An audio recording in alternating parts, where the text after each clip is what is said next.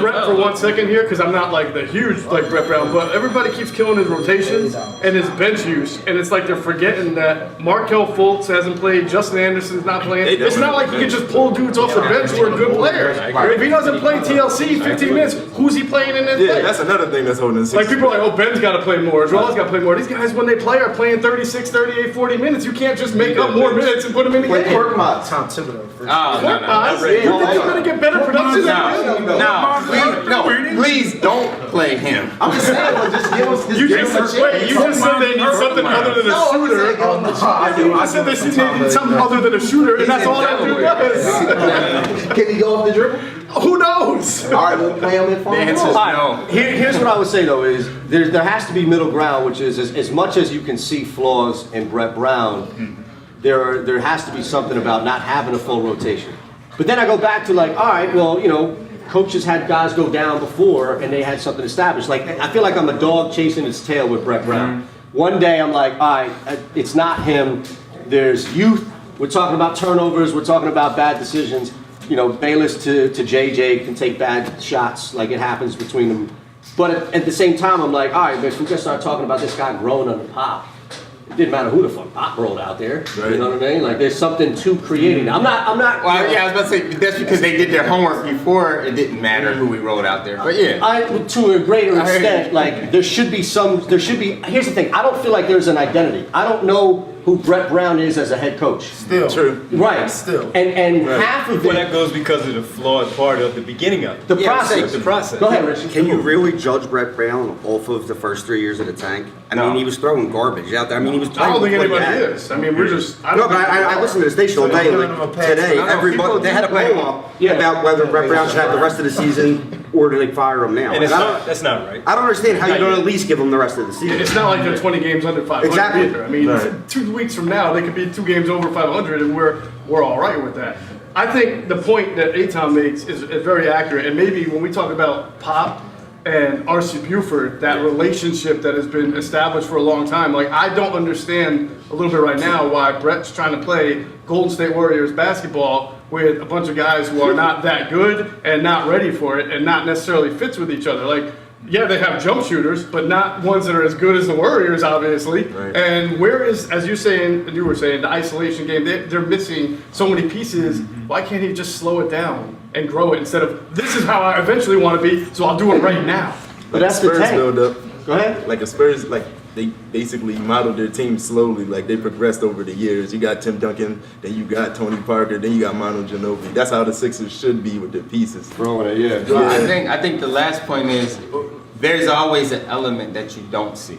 So there's going to be a mandate from the front office and from the GM that we aren't privy to. And so, you know, we see the final product and we're like, why we don't have this and why are we doing that? You know, we won't know. I can see Brett Brown, like I can see Brett Brown in 3 years coaching a team that's like a 7 or 8 seed somewhere else and really doing well because he's had time to grow a system that he didn't have. I mean, think about it, like if everybody comes in and wants a Gumby and you starting out as a barber, right? And that's all anybody wants, you're cutting Gumbies all day. You can't then go in and now cut like you cutting Jalen and Landon and anybody else that comes in and gets like styled like you're doing it. You can't go from Gumbies all day to how you are right now, top barber in Philadelphia. Yes, you can. Well, I'm not saying, can you? He can. But any other barber would have trouble. It's about repetition. But I'm saying, like to open that up overnight, like to do one thing and basically, like who the fuck, nobody's rocking Gummies. I just used something that nobody's really rocking anymore, right? I mean, you can. Because all right, well then use it. I was about to say, no. he's right. Once you know the so basics, fuck it, use a different analogy. Once you know the Forget basics it. of anything, you could grow it on. You could use it. I don't know. I don't think that I disagree. Look at this whole thing with the Sixers. Brett Brown, I think, is a perfect example. Right now, where they are, pretty much right on the outside of the playoffs. We're still only 30 plus games in, whatever it is, but we're talking about a 500 team that most people expected to be 500. way less than 500 at this particular point in the season because of the road games that they had, the fact that the road games, the injuries, the fact that Embiid wasn't going to play on back-to-backs. You don't know who Ben Simmons is. Markelle Fultz hasn't even hit the floor yet. Right, yeah, you exclude those 4 games in the beginning. They don't count. So all of that to where they are right now and still hovering and could potentially get Embiid healthy. Simmons growing, maybe getting that dog in him like you talked about as this season goes on. And then Fultz coming back and contributing something. We don't know about any other moves. Trevor Booker just got here. You don't know what Justin Anderson might give, taking away those TLC minutes. We're bringing that dog on the perimeter on some of those things. And you know about the streaky shooting from JJ Redick and Robert Covington. That's just going to happen. You're going to have to live with that. As long as they give you everything else and then the other guys do their parts and hover around the back end of that playoffs and get in. I always say if they get to Washington in the playoffs, AJ, we talk about this a lot. You guys know too. Washington never scares me because they just do stupid stuff. And I think the Sixers match up well with them. Not to say they're going to win it, but they might go 6. They might go 7 and just make, and then next year, as we talk about, now that progression, that the ground floor that they're on, then they can start to really make some noise. They'll have more pieces because based on what they've done in the offseason, and they're just naturally going to grow. I don't know who Brett Brown is. I don't think any of us is. Like you talked about, the first 3 years, you got to give it to him. Now, you can evaluate those first 3 years and say, I don't like this substitution pattern. What is going on with this play call? But you have to give him time right now to do what he does. All right, let me ask you this, because this is important. I want everybody to kind of wait, because this is important, right? Yeah. We all know in any sport, football, basketball, when you are a coach, you have one job. Everybody says the number one job of a coach is what? Everybody know the big one?